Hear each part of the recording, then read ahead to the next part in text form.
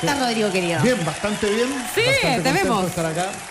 Y como tú bien dijiste, vamos a hablar de un tema muy interesante que hay que tener en consideración, que para mí son de los casos como más duros si hay que hablar de la existencia de los no identificados, que son cuando los ovnis se encuentran con aviones de guerra, sí, cuando han habido persecuciones. Y esto, ojo, quise hacer este capítulo rememorando un incidente que hubo en Chile el año pasado que pasó inadvertido. Salieron aviones cazas de la Fuerza Aérea en el mes de diciembre en Punta Arenas. Lo sé muy bien. Y, por invasión de territorio aéreo. Exactamente, pero nunca se pudo identificar ¿Qué es lo que era? ¿Qué es lo que era? Sin embargo, recibimos reportes desde Punta Arenas de gente que estaba viendo objetos con forma de diamante, girando sobre su eje, etcétera. Fue muy interesante. Yo lo seguí eso porque en un principio se pensó de que eran aviones argentinos claro, que habían traspasado la frontera y que estaban espiando. Claro. Pero los argentinos lo desmintieron. Lo desmintieron. Claro. ¿Y hay registros de eso? Hay un par de videos tomados. O sea, si se despegó un avión militar para hacer inspección, no, obviamente, es porque había fundamento. Obvio. No lo hacen porque creen. Obvio, claramente. Claro, obvio. Exactamente. Esto me recordó una situación similar. Fíjate que esto me tocó vivirlo el año 95, 96. Yo tuve la posibilidad de reunirme varias veces en un conversatorio especial que teníamos con el ex comandante en jefe de la Fuerza Aérea, Ramón Vega. Y el 95 se produce una oleada en todo Chile, donde hay reportes inclusive de un descenso de un ovni en el Cerro San Cristóbal. Una cuestión genial. Pero en aquella oportunidad estaban los radares de Santiago, detectaron efectivamente incursiones de no identificados y estuvieron a punto de mandar 2 aviones F-5 a perseguir a estos ovnis sobre Santiago. Ese ha sido re bonito, pero recordando un poco estas persecuciones, lo que estamos viendo ahora es un poco la reconstitución de una de las persecuciones más emblemáticas que ha habido, que esto fue el año 1980. Oscar Santamaría se llama este piloto, y este es un caso buenísimo. ¿Por qué? Esta es una base militar. ¿Gringa? No, peruana. Nuestros hermanos peruanos, llamada La Joya. La Joya. La Joya. Habían 2000 miembros de la Fuerza Aérea formados abajo y ven una especie de globo. Inclusive yo conozco a Oscar y tengo otro gran amigo que es el coronel Chamorro de la Fuerza Aérea, que él estaba abajo, estaban formados mirando esto. Y ellos pensaron que en un globo probablemente están los chilenos espiando. Típico. Entonces, que creen eso. Entonces envían un avión Sukhoi, que es un avión de origen ruso, pilotado por Oscar Santamaría. Lo que señala textual Oscar, que se va aproximando a esto y de repente este globo, entre comillas, era como una ampolleta invertida con una plataforma. Y va haciéndole, va llegando como a hacer puntería y el objeto, ¡pum!, se levanta así en vertical a una velocidad extraordinaria y él tiene que dar todo el giro para intentar alcanzarlo, y cuando lo intentaba alcanzar, ¡pum!, bajaba a velocidad extraordinaria y se da cuenta que no era un globo. Ahora, lo más interesante de todo, que en un minuto lo tiene en la mira y le lanza 65 obusers. ¿Qué son los obusers? Son unos cohetes del tamaño de una botella de Coca-Cola. ¿Ya? Tú lanzas... 65. ¿Ah? 65. Pero tú lanzas... Bastan 3 cohetes para derribar un edificio. 2 cohetes, derrumbas un puente completo. Y él lanzó 65 y los nunca absorbía. lo encontró. No, los absorbía. ¿Esto de qué año estamos hablando? El año 80. O sea, claramente en esa época ya el nivel de tecnología que manejaban era...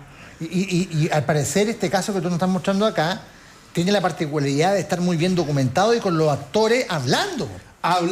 Y sobre todo Oscar llega y me dice que él quedó realmente impactadísimo porque decía... Yo me asustaría primero que todo, claro, por más que fuera militar. Claro, obvio. Claro, esto fue a plena luz día. Ahora, lanzar los obusers, imagínate, lanzan los cohetes y ves que los vas chupando. Así, ¿Cómo te quedas ahí? Te hacen pedazo un edificio. Imagínate. Y este tipo, Oscar era famoso en la Fuerza Aérea Peruana por la puntería. Era como una especie de francotirador, tenía una puntería exacta. Es uno de los buenos casos que, ojo, que este caso recién se supo por ahí por el 2000, que existió. ¿Por qué? Cuando hubo una desclasificación de documentos de la CIA. Ahí se habla de este caso, efectivamente, y ahí se hizo público para todo el mundo el famoso caso de La Joya, que es un caso realmente impresionante. Imagínate poder disparar los testigos de tierra, el objeto sobre la base. Tuvieron un kilo de rato para observar eso, y el avión Sukhoi también mucho tiempo para poder apuntar y disparar. Y después, ¿cómo este objeto desaparece o se va? A gran velocidad. Dice textual Santa María que en un minuto después se empieza a elevarse, hace un movimiento, un quiebre en 90 grados y se va a una velocidad que no podía ser alcanzado por el propio avión, tanto por la velocidad como por la altura. Entonces tuvo que volver. Ya eso descartas de inmediato prototipos experimentales gringos, porque la física presente ahí no es una física humana conocida, menos el absorber los cohetes. La tecnología, absorbió los cohetes, dije, estamos en presencia de algo realmente extraordinario. Sí, está muy claro eso. Y bueno, pero tú nos trajiste aparte de esta historia otra más, ¿no? Que también tiene que ver... Está maravillosa. ¿De cuál? Que es muy buena. Sí, muy buena. La llamada Noche Oficial de los OVNIs, que también, ojo, también todos estos casos se han documentado después del 2000, se empezó a saber toda la papa. 19 de mayo, ¿no? 19 de mayo. Es que es maravilloso porque estos fueron realmente 3 días, no fue solamente un día. Hubo 3 días de asoladas de ovnis sobre San Paulo, sobre el territorio de San Paulo y sobre el sur de Brasil. Ya hace un tiempo atrás que organizaba unos congresos mundiales de ufología, traje a 2 de los investigadores de este caso, un ingeniero, Ricardo Varela, del programa espacial brasileño, y el otro ingeniero también llamado Clodir Cobo. Ellos entrevistaron tanto a los pilotos, etcétera, etcétera, pero me decían que eran 2 días antes de la noche importante, donde desde las bases aéreas brasileñas, sobre todo circundantes a San Pablo, San José de los Campos, se habían visto este tipo de fenómenos extraños que aparecían en la noche y eran detectados por radares. Ahora, en un minuto ha terminado la noche del 16 de mayo del 86, los radares tanto de Cumbicas como de Congonhas, 2 aeropuertos, detectan la aparición de 21 objetos sobre la ciudad. Imagínate, sobre Santiago aparecieran 21 objetos, así que no los puedes interceptar con nada, y ahí mandan 2 aviones Mirage más 3 F-5 a cazar directamente a los 21 objetos. Los 21 objetos eran contemplados desde los radares. Los pilotos tenían una visual muy confusa de los objetos. Sin embargo, uno de estos pilotos llegó a tener 7 objetos junto a él. Así, 4 en un costado, claro, y 3 en el otro.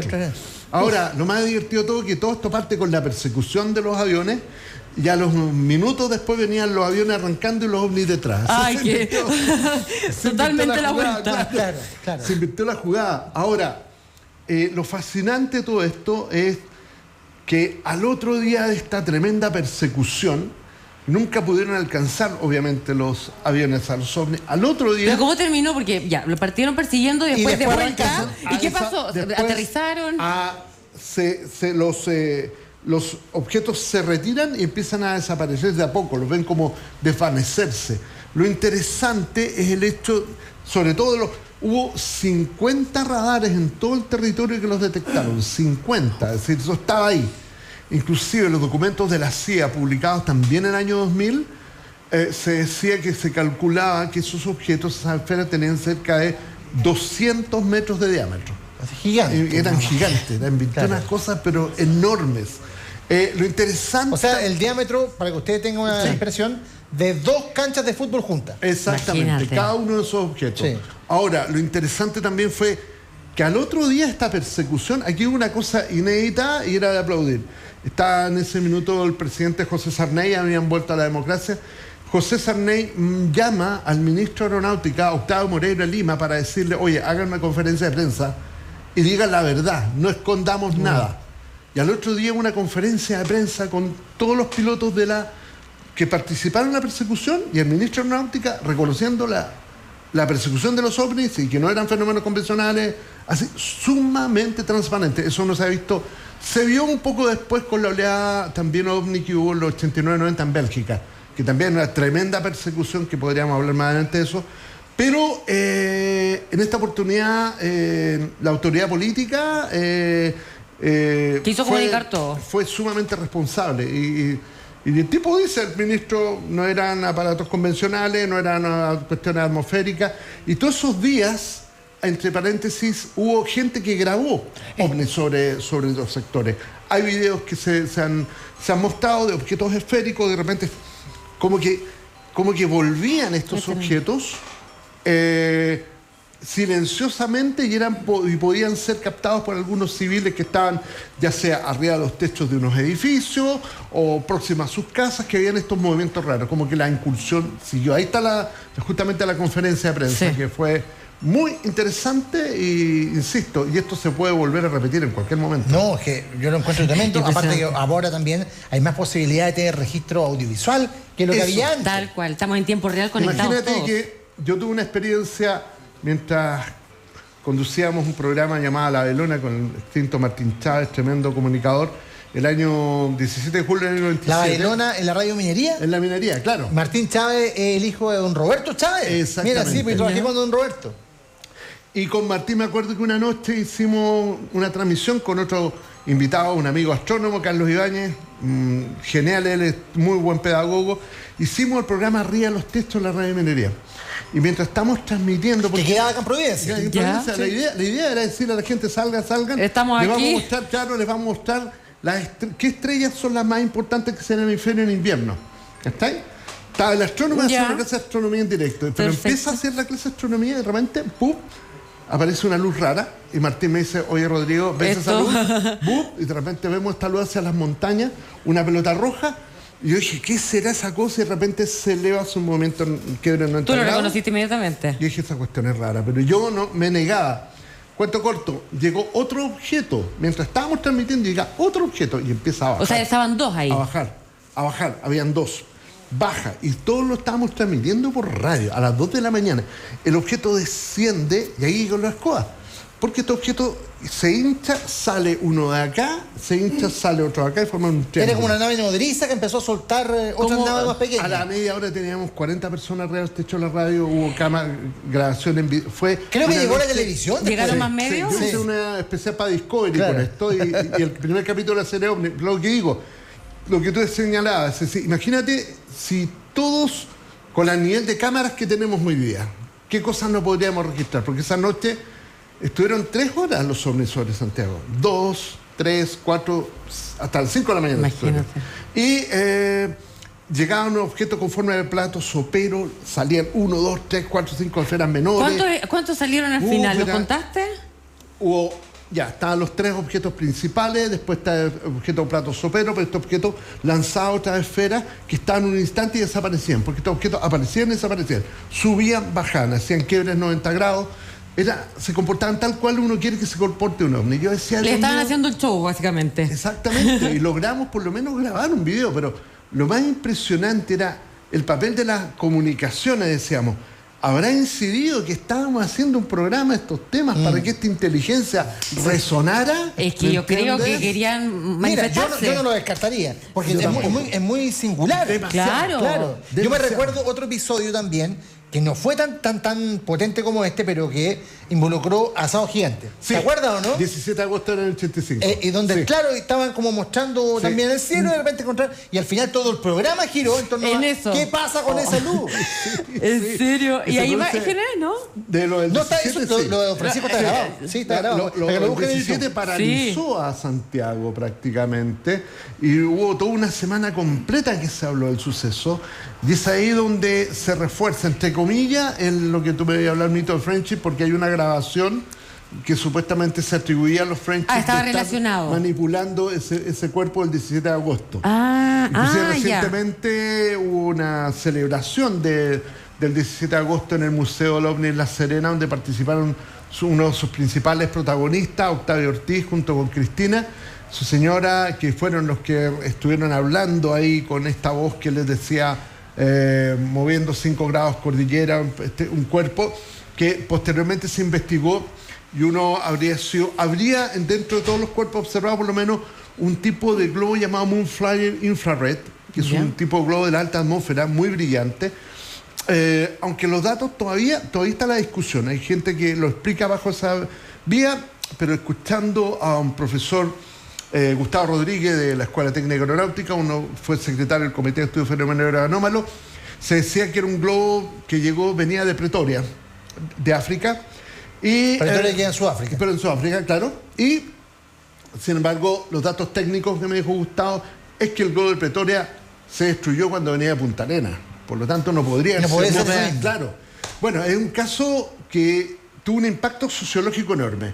Por la gente, como estaba, como que de repente se suspendió toda la sociedad. Todo quedó como... Todo polarizado. Todo, claro. Porque todos veían a gigantes. Todo, sí. Claro. Entonces, los avistamientos masivos son muy interesantes porque como que cumplieran una especie de función de tipo sociológico, en función de que hay un estímulo de tipo extraordinario cuya experiencia es compartida por una gran masa y algo se produce a nivel de, a mi entender, de las estructuras mentales que pueden ser investigados. Tocayo, otro detalle, porque estábamos hablando acá, por ejemplo, de situaciones que involucraban a aviones militares con avistamiento. No es primera vez que yo escucho de que estos aviones militares se encuentran en algunas operaciones con estos objetos, y hay teorías, por ejemplo, que hablan de que tal vez serían seres de otros planetas que supervisan un poco lo que está pasando o que evitan que ocurran grandes masacres, o también pueden ser viajeros en el tiempo de nuestra propia raza, que pueden venir de otra época a tratar de evitar algún tipo de catástrofe, ¿no? Claro, o observar la historia. O observar la historia. Claro. Sí. Observar, mira, así éramos nosotros cuando nos hace hacíamos 1000 años. Pedre, claro, cuando nos hacíamos pedre, porque realmente hay comportamiento de los visitantes que parecen ser humanos, seres humanos, un poquito más deformes, pero tienen a veces tronco, cuello y cabeza, de repente buzos como los similares a los de los, o trajes como los similares a los trajes espaciales. Claro. Hay un poco de modificación. Si tú hoy día observas los nuevos prototipos de trajes de astronautas, son muy similares a lo que vemos de repente en esto. Yo creo que estamos, la verdad, yo pienso que estamos en presencia de múltiples fenómenos que no lo podemos conducir en una dirección. Da la idea que el universo probablemente tiene posibilidades de generar vida y vida consciente en esta dimensión, en otras dimensiones de tiempo y espacio, los multiversos, en otras galaxias. Es decir, da la idea que estamos llenos de vida consciente. Y una explicación para algún tipo de fenómeno podría ser la de los temponautas. Sí, pues de hecho, yo creo que tú viste la serie Dark, ¿no? Sí. Que está en Netflix todavía y que habla de viaje en el tiempo, y uno de los mundos que ahí se abordan está ambientado en Alemania de post-Segunda Guerra. Yeah. Hay un viaje, ¿cierto?, de la actualidad para allá, un fallecimiento, y encuentran a una persona con un buzo de los que usamos ahora, pero que en los 50 eran desconocidos, y que más encima la ropa decía hecha en China. Entonces los tipos decían, nos están invadiendo los chinos, y con esta ropa que no conocemos, que es de última tecnología. De ahí venían de China. Porque ahora todo se hace en China, pero en esa época no. Todo. Ahí justamente me hiciste reflexionar que hay un tipo de encuentros, algunos hablan de encuentro cero. Cuando hablamos de encuentros cercanos, primero, segundo, tercer tipo, pero hay autores que hablan del encuentro cero. ¿Cuál es el encuentro cero? Cuando te encuentras con una criatura asociada al ovni. No está con el ovni directamente, aparece. Nosotros tenemos algunos casos recopilados acá, ponte tú, en Chile, en Santiago, donde hay el comportamiento y son casos, ojo, criaturas que se han visto caminando de repente en el parque forestal o en la quinta normal, con testigos múltiples, que de repente ven tipos raros. Me recuerdo una chica una vez que nos llamó para contarnos su experiencia de que veía, por ejemplo, ella me cuenta, eso lo tuve cuando era niña, estaba media adolescente y estaba justamente jugando con una amiga, y en un instante vemos un borracho que se nos viene encima. Esto cerca del parque forestal, me decía, mediodía. Nos dio un poco de susto y de repente miramos al costado, vemos dos tipos muy altos, vestidos de negro, así, las caras así como chupadas, con unos gorros largos y con unos bastones. Pero venían caminando, aunque no sabían, con el abrigo le tapaba los pies, entonces no sabían si caminaban. Si están levitando o deslizándose. Eran como los grises. Claro, muy alto. Y uno de ellos les dice, vayan, colóquense detrás nuestro, que el tipo no les va a hacer nada. Me dijo, estábamos asustados, nos colocamos detrás de este tipo, y este borracho como que parece que no lo vio a estos gallos porque se nos abalanzó, y uno de estos seres le coloca el bastón en el pecho, le da como una descarga eléctrica y salta como 3 metros en el aire. No te creo. Yo creo que ahí no tomó más el sujeto. Salió arrancando y es como las frases bíblicas. Les dice, ahora váyanse a sus casas, pero no se den vuelta. ¿Y qué hicimos? Así nos pusimos yo me iría derechito, yo miraría para atrás en varios días. Pero me dijo derechito, pero en una de esas me dio con el codo, miramos para atrás, no había nada. Ahora tenemos por lo menos igual miraste para atrás. 5 encuentros similares con otra gente y con los mismos tipos. Y da la idea que hay como un trabajo de infiltración. Claro. Serán viajeros del tiempo, viajeros de otras realidades, pero a veces pueden estar haciendo cosas acá que uno no tiene la menor idea, están pasando por tu nariz. Oye, interesantísimo este tema y lo vamos a seguir profundizando la próxima semana con nuestro experto ufólogo, comunicador, periodista tremendo, Rodrigo Fonsalía. Ahí están las redes sociales para que lo sigan. Gracias, Rodri. Nos pasaste. Rodri. Muy interesante la conversa. A la pausa. A la pausa. ¿Quién a la vuelta, Cami? Como tú no hay dos, como tú no hay dos. Sorpresa musical, como nos gusta despedirnos en la 11.